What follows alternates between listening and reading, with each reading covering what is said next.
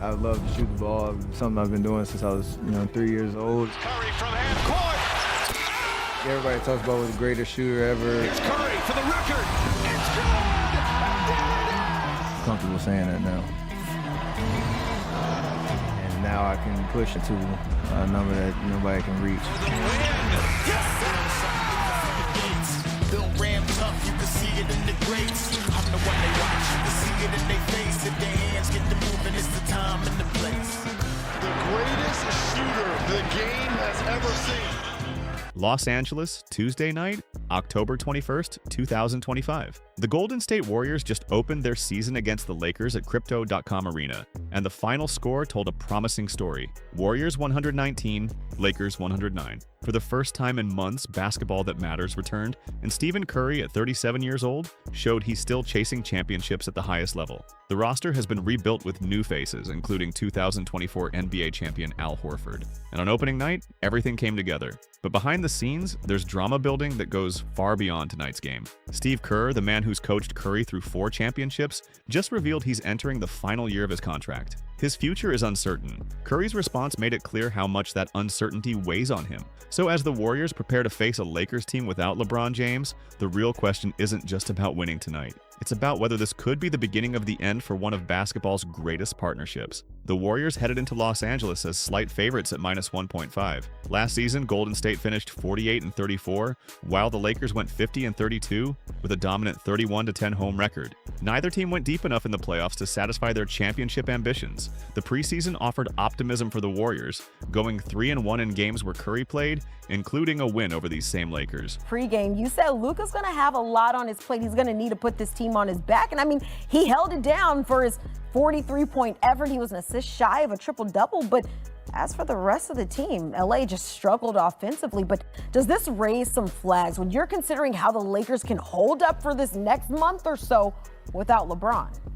Yeah, I was having a little conversation offline with our colleague Sam Quinn from CBSSports.com, and he said, I'm trying to remember if Luka had a worse supporting cast in Dallas at any point than what he has right now with the Lakers without LeBron. You saw a supreme effort from Luka tonight right out of the gate. As you mentioned, goes for 43 points, is 1 assist shy of a triple-double. Outside of Austin Reeves, who was in foul trouble tonight, Kiana, and sort of limited him, he went for 26 points. But outside of those two guys, didn't get a whole lot from the rest of the starting unit. Gabe Vincent, here and there, he was okay. Rui Hachimura had a couple of moments. I didn't think DeAndre Ayton played particularly well. Marcus Smart, bless his heart, he was flopping all over the floor, looked like a fish at times.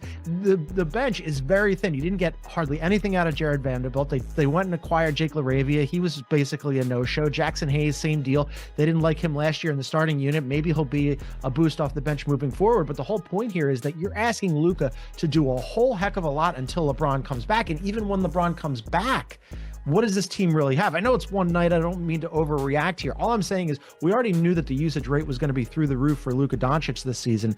I just wonder how much he can actually offer for the Lakers when the rest of the Lakers team tonight certainly did not acquit themselves. They just asked him to do way too much tonight. But tonight comes with a massive advantage. LeBron James is out with a nerve issue, removing the Lakers' primary playmaker. The Warriors have their own concerns with DeAnthony Melton and Moses Moody sidelined, but those are rotation players, not stars. What makes tonight more significant is where Curry is physically. Last season ended with disappointment when he sustained a grade 1 hamstring strain in Game 1 against the Minnesota Timberwolves, leading to a 4-1 series defeat. Now he's back to full fitness, and the roster around him has improved with Jonathan Kuminga's new 2-year deal and Al Horford's championship experience from Boston. A senior. Now let's welcome in our newest senior writer, Dave McMenamin. He's at the Lakers practice facility. A new title for Dave to start the season. And Dave, you spoke with JJ Redick and Luka Doncic yesterday. What is their outlook heading into the start of the season without LeBron?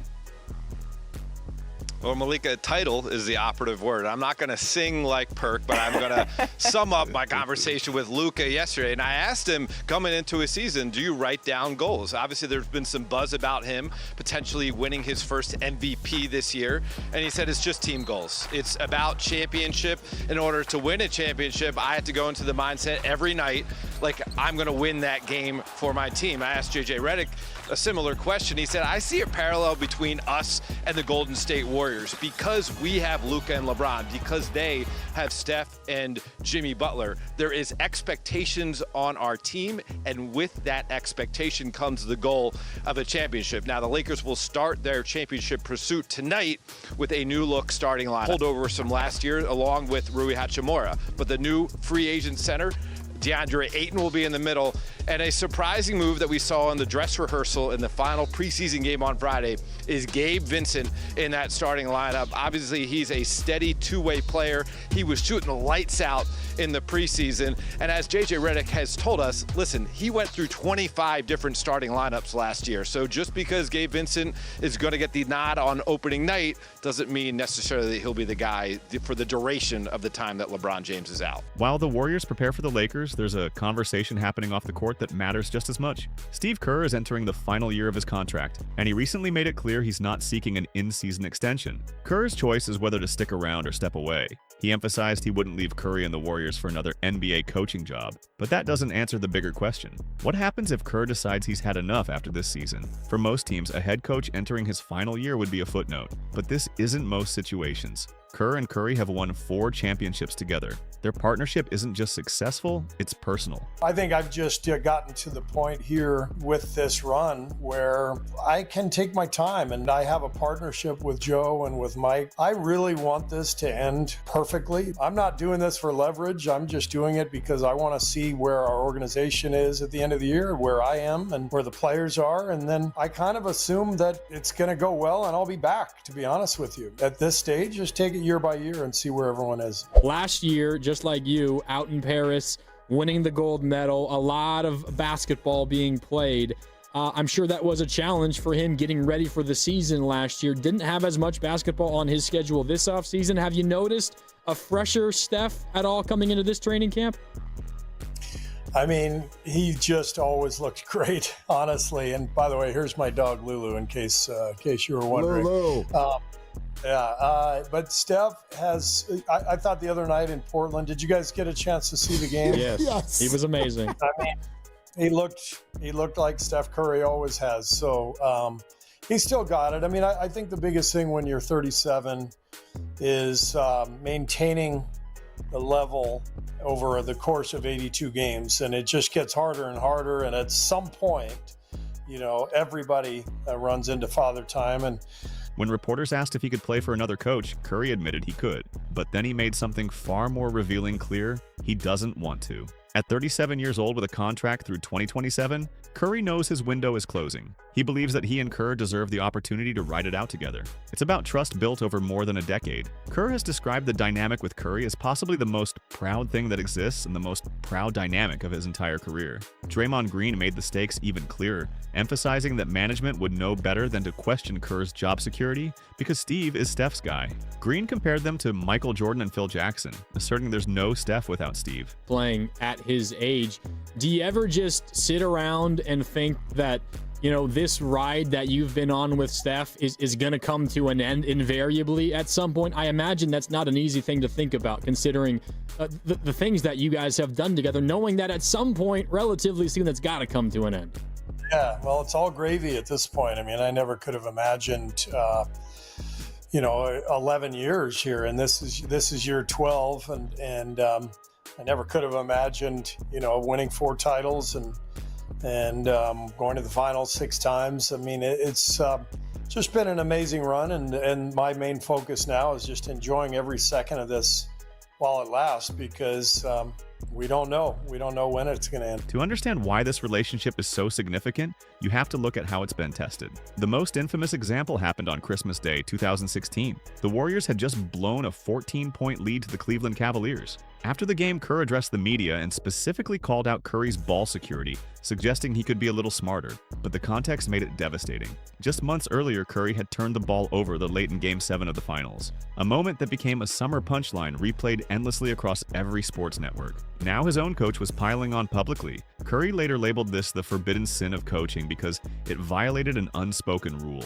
Inside the locker room, coaches can be as hard as they want, but when a coach calls out a player publicly, it crosses a line. Kerr knew knew it immediately, later admitting he thought about what he was doing as soon as the words left his mouth. But what happened next defines this partnership. Kerr flew back and showed up at Curry's door the next day to apologize face-to-face. Then, days after the soundbite, he wrote and hand-delivered a handwritten letter to Curry. Not an email or text, a handwritten letter. Curry still keeps that letter in his keepsake box. He revealed that Kerr is the only coach he's known to write handwritten letters when things are really going on, calling it a lost art. That moment could have broken them. Instead, it proved how much they respect each other and set the tone for how they would handle conflicts moving forward. If you think Kerr has gone soft on Curry since Christmas 2016, Draymond Green made it clear that's not the case. According to Green, Kerr coaches Curry really hard, especially on defense and turnovers. In November 2023, Curry threw a questionable pass in the fourth quarter that sailed out of bounds. Kerr's reaction was immediate. He stomped around on the sidelines in disgust like Bobby Knight. The next day, Kerr pulled Curry aside to apologize for his sideline reaction. But Curry shut that down immediately, telling him it was a terrible decision and that Kerr needed to coach him. That response reveals everything about Curry's mindset. He doesn't want special treatment. He understands that if Kerr goes easy on him, it undermines Kerr's authority with the rest of the team. Curry has confirmed that Kerr actually probably gets on him more now than ever. Their most frequent battles are about minute totals, substitution patterns, and the decision to rest him. Curry wants to play. Kerr is thinking long-term about protecting a 37-year-old body. This dynamic is rare in professional sports. Most superstars don't invite criticism. Most coaches don't push back against their franchise player. But Curry and Kerr have built something different, where brutal honesty is expected and accountability matters more than ego. Klay's not having a game. Klay and Wiggins can't hit a shot. And Steph Curry demoralized the number 3 seed, a team that had been just beat them down in San Francisco the previous game. That's how great Steph Curry. Hours ago. And one thing, Stephen and I, we were going back and forth. At this point, we got time because it's a 20-point game. We were going to drag Jalen in. He was trying to concentrate on the game itself. We're talking about, like, who's done this? Who could do that? Time is running out. Curry is 37 years old, under contract until 2027, which means he'll be 39 when his current deal expires. Curry has been open about his intentions to play for only one team, but he also admitted he's learned that things change really fast in the NBA. His goal for this season is ambitious. At 37, he's trying to redefine what it means to play at a high level at this age. It's about proving that experience and basketball IQ can compete with youth and athleticism. His primary motivation remains championships, believing that if he stays focused on team success, individual accolades will take care of themselves. However, the conversation about his legacy is heating up. Analysts are debating whether Curry is the best point guard of all time, with comparisons to Magic Johnson becoming more frequent. The resume is remarkable: 4 championships, 2 regular season MVPs, the NBA record for most three-pointers made, and an Olympic gold medal. But Curry wants more. He wants another championship. He wants to prove his prime isn't over, and he wants to do it with Kerr by his side. That's why Kerr's contract situation carries so much weight, and why every moment of this season feels like it could be the beginning of the end for a partnership that has defined an era. Steph turns 38 in March, so how can the Warriors maximize the rest of his career? I mean, I think it's what they've been doing, right? They traded for Jimmy Butler last year. They've gone out and tried to get, talked about getting LeBron James and obviously some things that are more fantasy trades and real trades in the past, and they've made other moves to try to get better. We'll see what happens the rest of the summer once they get the Jonathan Kuminga situation sorted out. I think it's likely that Al Horford winds up there. DeAnthony Melton, who was there last year before he tore his ACL, could wind up there too. The questions about Kerr's future and Curry's legacy hung in the air as the Warriors took the floor Tuesday night. But once the ball tipped off at Crypto.com Arena, basketball took over. The final score read 119-109 in favor of the Warriors. Jimmy Butler, in his first season opener with Golden State, delivered a masterclass with 31 points and a perfect 16 for 16 from the free throw line. He attacked the basket relentlessly and converted every opportunity at the charity stripe. Curry added 23 points, and late in the fourth quarter, with the Lakers cutting the lead to 6, he hit a dagger three-pointer from 35 feet out with just 51 seconds remaining. It was vintage Curry at 37 years old. Is this Warriors team looking like that old school Warriors that we might have known in recent memory? What's your thoughts after this game 1 of the season? Well, we saw how there were 2 different teams last year, right? Before Jimmy Butler be a pest defensively. You saw Jonathan Kuminga, who was catching a bunch of DNP-CDs toward the end of last season. And then there was that contract negotiation thing that then did not go well. There was a little acrimony. Well, tonight, not only did he play, he started and played well. And I think a lot of that is because the pressure is taken off of him by just being in Steph's orbit, being in Jimmy Butler's orbit. So if you're the Golden State Warriors, you feel really good. You've got your first win of the season in your first game on the road at your rival Lakers, and you're going, okay, more of that, like that unit that looks really good with Steph and Jimmy and Draymond in the starting lineup. Jonathan Kuminga finished with 17 points, 9 rebounds, and 6 assists, scoring 13 of those in the third quarter when the Warriors pulled away. The Lakers fought hard despite missing LeBron James, who sat out for the first time in his 23-year career due to sciatica. Luka Doncic, in his first season opener with Los Angeles, after the blockbuster trade that sent Anthony Davis to Dallas, put up 43 points, 12 rebounds, and 9 assists. Austin Reeves added 26 points and 9 assists. But even with Doncic's heroics, the Lakers couldn't match the Warriors' execution. Golden State built a 16-point lead before the Lakers rallied late, but Butler and Curry closed the door. For Kerr, the win validated his approach. For Curry, it was a reminder that even at 37, he's still capable of controlling games when it matters most. Kerr's uncertain future and Curry's desire to finish his career with only one coach add massive pressure to this season.